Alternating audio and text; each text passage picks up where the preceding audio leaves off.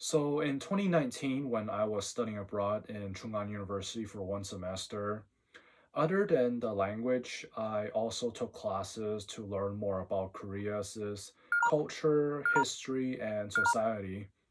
One of the classes that I took, it was called Sociology of Korea, which teaches us about the negative side of South Korea, things that foreigners would not know about. And in that class, I learned a lot. And some of the things that I learned, I was completely unaware before. One of the things that I learned, which really shocked me, was how Joseon. I became interested in finding out more. I even did my own research, and I interviewed quite a few Korean students about Hell Choson, such as if they do believe in a thing called Hell Choson. Most of them said yes. So, what is Hell Choson? Hell Choson is a term used by Koreans, especially the younger generations, to describe Korea, South Korea. Hell, the word itself is bad already. Choson, it's an old name for Korea before it was divided. During the time when they had kings and queens, the Choson dynasty, that Choson. Choson, that name is no longer used in South Korea, while in North Korea they still retain it, as in Choson Inmin-Konghwa-guk, the Democratic People's Republic of Korea. In South Korea, they use Hanguk now. Anyways, during the Choson dynasty, unless you were part of the royal family, life was really hard. So Hell Choson, hell plus Choson as in living hell. Yeah, it's bad. So why are Koreans calling their country Hell Choson? Well, in general, life in Korea for Koreans, it is very, very hard.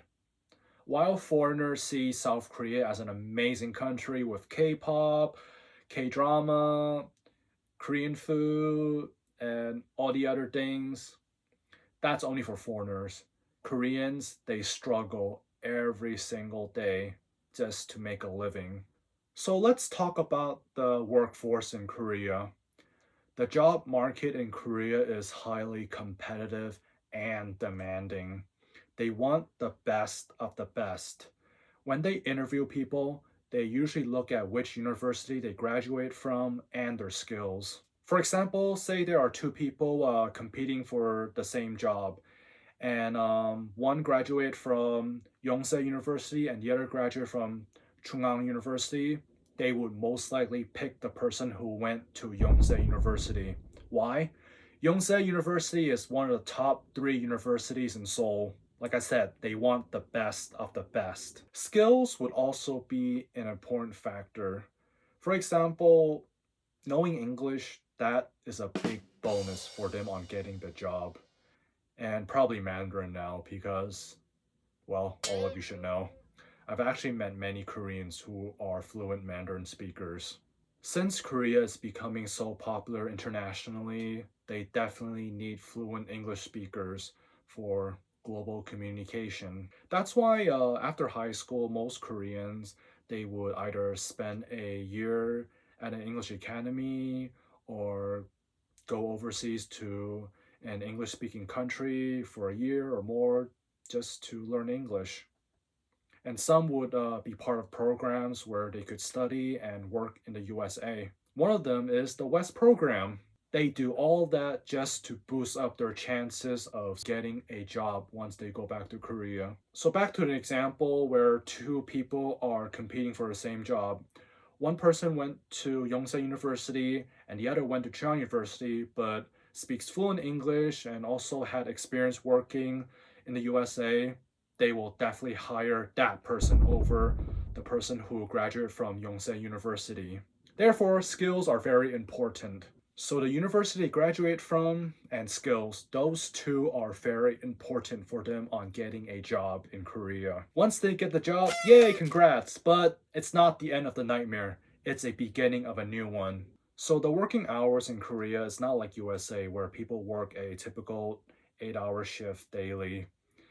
In Korea, they are expected to work long hours, Like, for example, from early morning until late at night. Some even said that if they get off work at 9 p.m., it is considered to be an early out. In fact, some even stated that they would go to work on Monday morning and they don't go home until Friday night. They eat, shower, and sleep in the office. They spent so much time working, they don't even have the energy to go home. Plus, most Koreans, they commute to work by public transportation, and that does take time. Getting up an hour or two early, going to rush hour, because they want to have a slightly better good night's sleep, they decide not to go home. They just sleep in the office. As I said previously, the job market in Korea is very demanding. They want the best of the best. Say if they hire someone and later they find someone who has better skills, that person would be let go and replaced. You're fired. Some Korean office workers even said that they would go home and sleep, not even sure if they will still have a job once they wake up in the morning. That's why in Korea, people spend most of their time and energy working to keep up their best performance. This has impacted their mental health. Just working, they don't have time to do anything else. Meet friends, family, start a family, or travel. I know because I have a lot of Korean friends. When they enter the workforce, they don't even have time to keep in touch. In fact, I even have some Korean friends who haven't replied to my Kakao messages. One of them, it's been a year. Yikes. My professor in the sociology of Korea course, she gave us an article to look at and reading it. I was like, wow, this is Korea as a society. I mean, there's a reason why Korea has the highest suicide rate. And apparently, the amount that they're making, most of it is towards rent, which is probably the biggest reason why they don't want to start a family. They cannot afford it.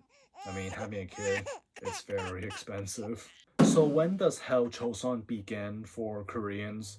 Like, when do they first experience Hell Choson? Well, when they start school. Because the job market is so demanding, they look at which universities they graduate from. They have to make sure they get accepted to these universities. That's why starting in elementary, they study up until high school to make sure they get the scores in order to get accepted to these universities. Yes, they do prepare really ahead of time. And the education system in Korea is not like USA, where we go to school at 7 a.m. and go home at 2 p.m. No, they spend the whole day at school from early morning until almost midnight. They don't have time to do anything else but to study. Some would even go to cram school during the limited time that they have, and the rest just studying for exams. So that's when Hell Choson begins for them when they start school. In USA, getting a C is probably not big of a deal, but for them it is. So from elementary up until high school, Korean students they spend most of their time studying in order to get the scores in hopes of getting into the top universities in Seoul. And once they graduate from those universities, they look for a job. And once they find a job, they have to spend most of their time working just to earn that much money to survive, barely. No matter how much they work, they feel like there's no way out. I mean, they say hard work pays off, but apparently not to them. That's why they call their own country Hell Choson, and they want to get out. I remember in the past when I met Koreans, I would tell them that 제가 한국에서 살고 싶어요. They really just went blank. They said that they want to leave Korea and live in USA. Before I didn't understand them, but now I do.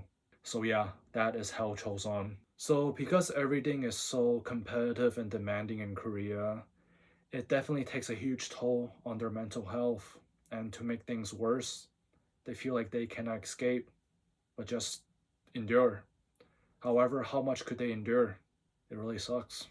Well, I still hope to move to Korea and teach English sometimes in the future. But from what I was told, 외국인 foreigners, they don't have to deal with Joseon. Hopefully not. Do you want to guess who are the people that can escape Joseon aside from foreigners? The rich. With money, anything is possible. In fact, they could get into the best universities without even having to study hard. Money could change everything. So yeah, Hell Choson was one of the new things that I learned when I was studying in Chunan University. I was really shocked by it, but after researching more and realizing why my Korean friends are so freaking busy all the time, I definitely understand the reality of living and working in Korea.